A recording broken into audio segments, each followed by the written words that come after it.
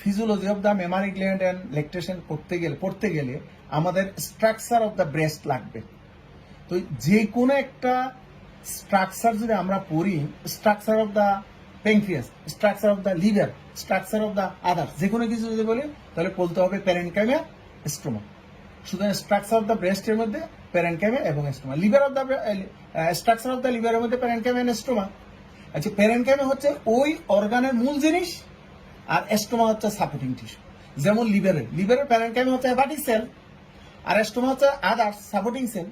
সুতরাং structure of the ব্রেস্টের মধ্যে প্যারেনকাইমা হচ্ছে অ্যালভিওলি এন্ড লোবিউলস, আর স্টোমা হচ্ছে duct system, fibrous tissue and fatty tissue. এখন আমি ছবিতে একটু করে নিয়ে যাচ্ছি। এই যে ব্রেস্টের মধ্যে এই যে ভিতরে ছোট ছোট যেই ইয়াগুলো দেখা যাচ্ছে, গোল্লাগুলো, সেগুলো হচ্ছে অ্যালভিওলি। আর প্রতিটা অ্যালভিওলি থেকে একটা করে ডাকটিউল বের হয়েছে। সব অ্যালভিওলি গুলো একসঙ্গে হইয়া লোবিউল হয়েছে, আর সব ডাকটিউল গুলো একসঙ্গে হইয়া ল্যাকটিফেরাস ডাক্ট হয়েছে। এইটা নিপেলে ওপেন করছে। নিপেলে ওপেন করার আগে ল্যাকটিফেরাস সাইনাস হয়েছে। এই যে দেখো, আমরা আরেকটা বললে আরো ক্লিয়ার হয়ে যাবে। এই যে অ্যালভিওলি, এই যে ছোট ছোট অনেকগুলো অ্যালভিওলি একসঙ্গে হইয়া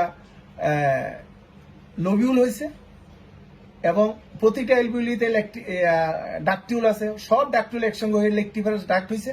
সেইটা নিপেলে ওপেন করার আগে ল্যাকটিফেরাস সাইনাস আছে। মনে রাখতে হবে, এই ল্যাকটিফেরাস সাইনাসে ল্যাকটেটিং মাদারের মিল্ক এখানে জমা থাকে। এটা হচ্ছে, তারপর এখানে ফ্যাট, এটা ফাইব্রাস টিস্যু, এটা ডাক্ট সিস্টেম।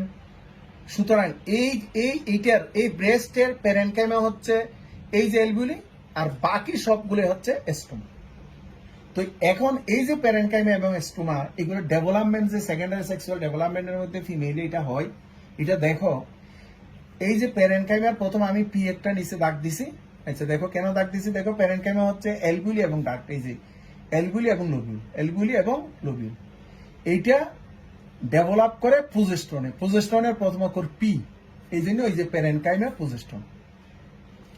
এরপরে আসো স্টোমাতে এই যে duct system, fat, fibrous tissue, এইগুলা ডেভেলপ হয় ইস্ট্রোজেন। এই ইস্ট্রোজেনের এস আর এখানে এস, তার মানে স্টোমা কি ডেভেলপ হইতে প্রজেস্টন হেল্প করে না? অবশ্যই প্রজেস্টন হেল্প করে, তবে মেইনলি ইস্ট্রোজেন হেল্প করবে। আর প্যারেনকাইমা ডেভেলপ হওয়ার জন্য ইস্ট্রোজেন হেল্প করে না? অবশ্যই করবে, তবে মেইনলি প্রজেস্টন করে। এই যে প্যারেনকাইমা এবং স্টোমা ডেভেলপ হয়েছে, অর্থাৎ ব্রেস্ট ডেভেলপ হয়েছে, সেকেন্ডারি সেক্সুয়াল ক্যারেক্টারিস্টিক মেয়েদের ব্রেস্ট ডেভেলপ হয়েছে এবং মেনটেন হচ্ছে। এই যে ডেভেলপমেন্ট হচ্ছে ব্রেস্ট, এটাকে বলা হয় মেমোজেনেসিস। সুতরাং এই মেমোজেনেসিস কে করে? প্রজেস্টন। মেমোজেনেসিস কে করে? ইস্ট্রোজেন। প্রজেস্টন কি করে? প্যারেনকাইমা ডেভেলপমেন্ট করে। কি? অ্যালভিওলি এবং লোবিউল। মেমোজেনেসিসের মধ্যে এস্ট্রোজেন কি করে? স্টোমা ডেভেলপ করে। কি? ডাক্ট সিস্টেম, ফাইব্রাস টিস্যু এবং ফ্যাট। তার মানে এস্ট্রোজেনের সঙ্গে ফ্যাটের একটা সম্পর্ক আছে, যেটা আমাদের পরবর্তীতে পড়ানোর সময় কাজে লাগবে। এখন দেখো, এই যে একটা লোবিউল আছে, লোবিউলের মধ্যে যে একটা অ্যালভিওলি আছে, আমি এইরকম একটা অ্যালভিওলি এই দাগ আঁকলাম। আর অ্যালভিওলির মধ্যে যে একটা ডাকটিউল আছে, এই যে ডাকটিউল আমি আঁকলাম। তাহলে অ্যালভিওলির এখানে কিন্তু আমি একটা জিনিস দেই নাই। এই যে এখানে হচ্ছে এটা লাইনিং ইপিথেলিয়াম থাকবে, কিউবয়েডাল ইপিথেলিয়াম, সিম্পল লাইনিং ইপিথেলিয়াম। আমি তখন এটা আঁকতে তখন মনে ছিল না।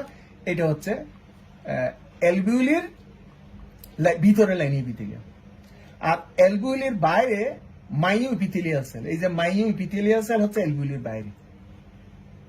আর এখানে একটা ডাকটিউল, যেটা ল্যাকটিফেরাস ডাক্টের সঙ্গে মিশে গেছে। অনেকগুলো অ্যালভিওলি মিলে লোবিউল হয়। তাহলে এখন দেখো আমাদের হরমোনে কি হয়। আমাদের হরমোনের মধ্যে দেখো, এই যে অ্যালভিওলির মধ্যে মিল্ক ফর্মেশন হলে ল্যাকটেটিং মাদারদের অথবা প্রেগনেন্সিতে এই যে মিল্ক ফর্মেশন হয়, এই মিল্ক ফর্মেশন যেই অ্যালভিওলির ভিতরে হয়, এটাকে বলা হয় ল্যাক্টোজেনেসিস। তাহলে একটা মেমোজেনেসিস গেল, এখন আসলে ল্যাক্টোজেনেসিস, তার মানে মিল্ক ফর্মেশন। আচ্ছা, এই ল্যাক্টোজেনেসিস কোন হরমোনে করে? প্রোলাকটিনে। যেমন মেমোজেনেসিস করে প্রজেস্টেরন, এস্ট্রোজেন। ল্যাক্টোজেনেসিস করে, মিল্ক ফর্মেশনটা করে প্রোলাকটিন। এবং এই শুধু প্রোলাকটিনে মিল্ক ফর্মেশন করে না, এটা খুবই দামি পড়া। It is initiated by growth hormone, thyroxine and ACTS. এই জিনিসটা আমি স্টার দিয়ে রাখছি, এটা খুবই দামি। আমাদের ল্যাক্টোজেনেসিসে এরাও হেল্প করে। শুধু কি এরাও হেল্প করে, ইস্ট্রোজেন প্রজেস্টেরন আমাদেরকে হেল্প করে, মানে পরস্পরকে হেল্প করে, কিন্তু স্পেসিফিক কিছু হরমোন আলাদাভাবে আছে। তো এখন আমাদের মেমোজেনেসিস গেল, ল্যাক্টোজেনেসিস গেল। এখন আরেকটা আছে ল্যাক্টোপয়েসিস। ল্যাক্টোপয়েসিসটা কি? এই যে continuation of the lactogenesis is call lactopoiesis. এই যে 5 মাস 6 মাস 7 মাস 2 বছর ধরে যে বাচ্চাকে বুকের দুধ খাওয়াবে, এই যে প্রক্রিয়াটার নাম হচ্ছে ল্যাক্টোপয়েসিস। মিল্ক ফর্মেশনকে ল্যাক্টোজেনেসিস, এই প্রক্রিয়াটা সামনের দিকে নিয়ে যাওয়াকে ল্যাক্টোপয়েসিস বলে। Continuation of the lactogenesis by prolactin, এটিও প্রোলাকটিনে করে। তো এই ল্যাক্টোপয়েসিস গেল। এখন দেখো এই যে এখানে মাইওএপিথেলিয়াল সেল আছে না অ্যালভিওলির বাইরে, এই মাইওএপিথেলিয়াল সেলে যখন কন্ট্রাক্ট হবে তখন এইখান থেকে মিল্ক ফর্মেশন হবে। এখান থেকে মিল্ক ফর্মেশন হয়ে এদিক দিয়ে আসবে ইজেকশন অফ মিল্ক। এই ইজেকশন অফ মিল্ক মাইওএপিথেলিয়াল সেল কখন করে?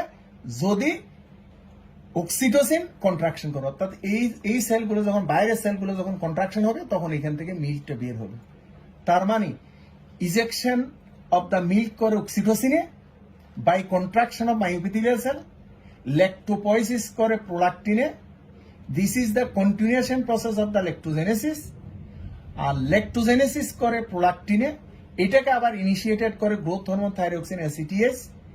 এবং এই ল্যাক্টোজেনেসিসে মিল্ক ফর্মেশন হয় এবং মেমোজেনেসিস ব্রেস্ট ডেভেলপমেন্ট হয় বাই প্রজেস্টেরন, প্যারেনকাইমা ডেভেলপ হয় বাই এস্ট্রোজেন, স্টোমা ডেভেলপ হয়।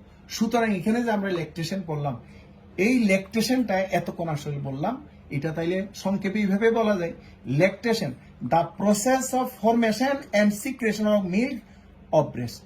The process of formation and secretion of milk of breast.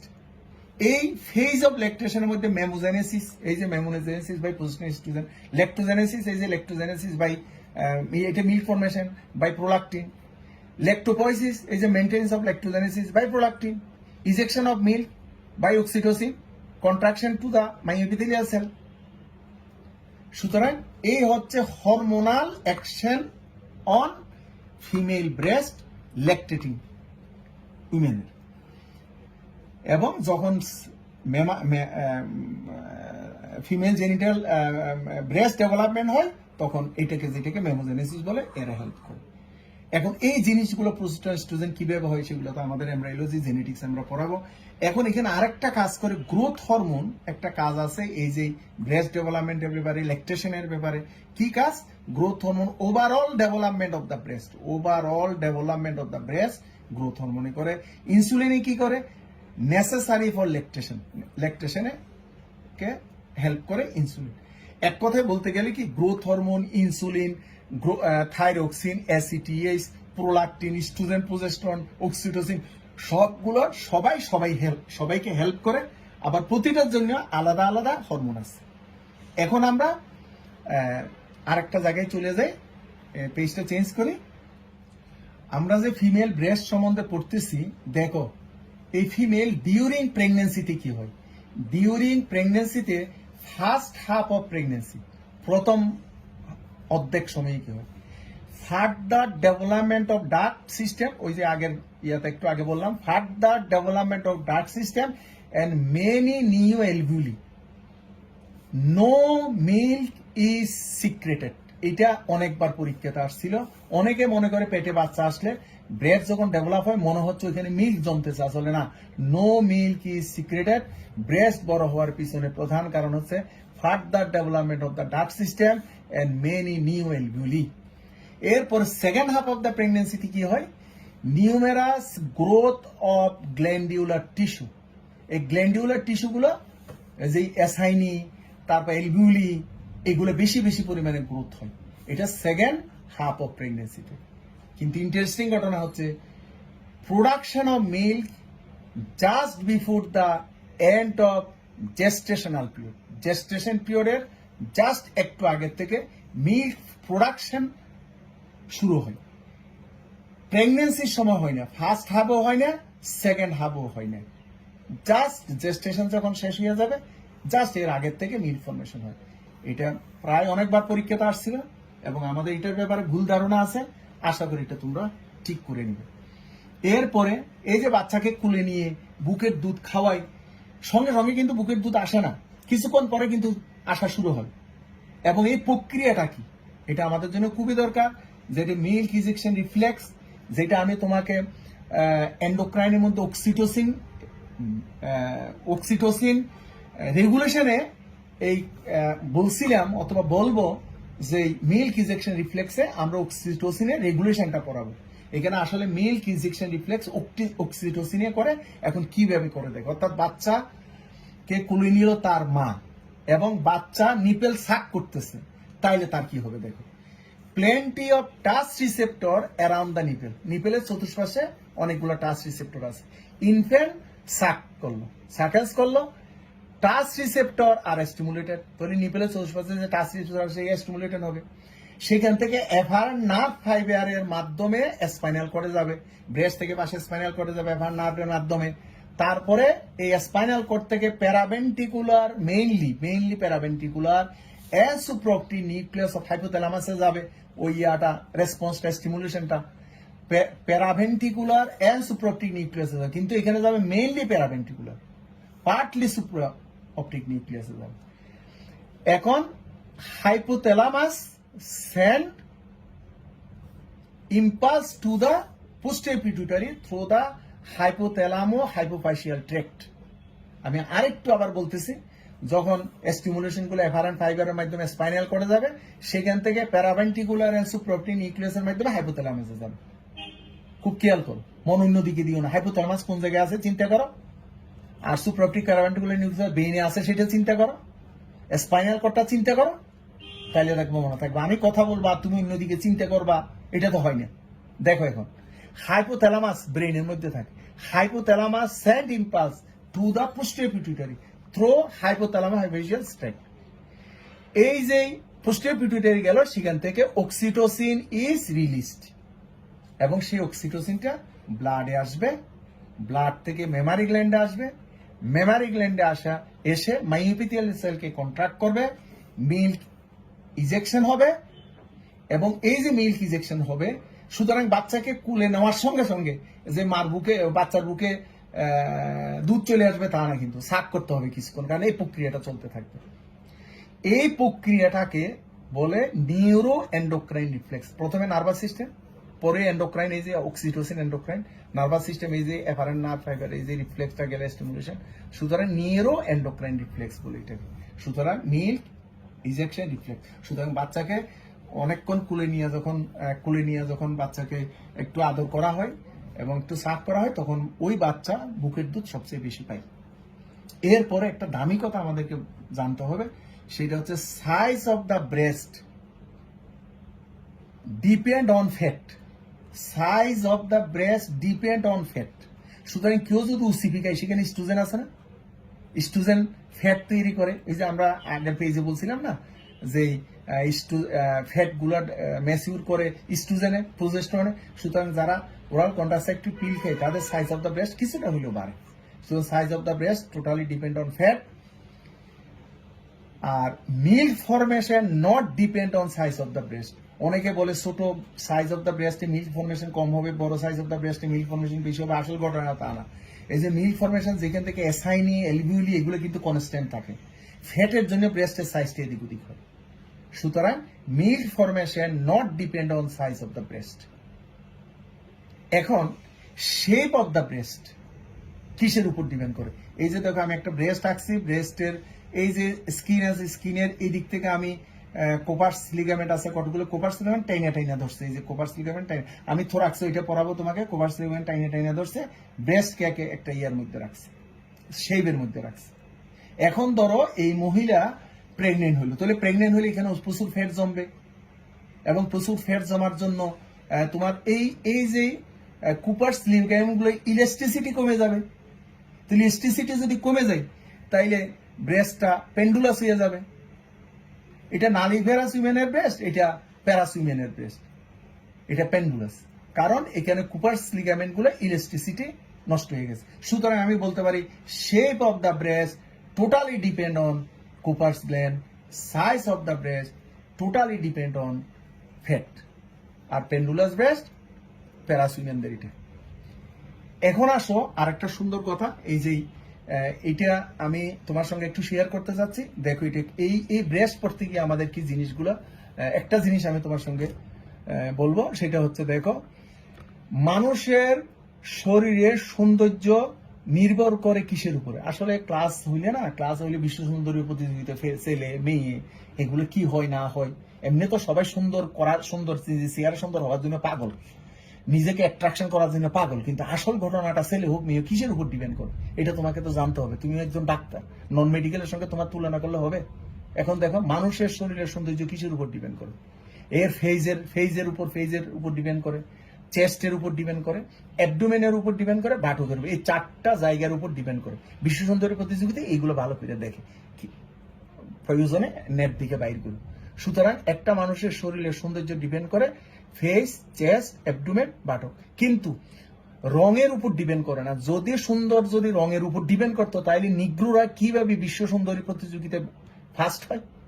সুতরাং এখানে আসলে একটা ফিগারের উপর ডিপেন্ড করে, শরীরের সৌন্দর্য ফিগার টোটালি ডিপেন্ড করে এই 4টার উপর। এখন দেখো ঘটনাটা, তুমি যখন প্রচুর পরিমাণে ফ্যাট খাবা অথবা ফ্যাটি হইলে, খাচ্ছ না তাও ফ্যাট হচ্ছে, তাহলে ফ্যাট যদি হয় তাহলে এই ফ্যাট গুলা এই 4টা জায়গাতে আগে যাবে একসঙ্গে, ফেস, চেস্ট, অ্যাবডোমেন, ব্রেস্টে যাবে, বাটকে যাবে, গিয়ে তোমার শরীরের অবস্থাটা একেবারে খারাপ করে দিবে।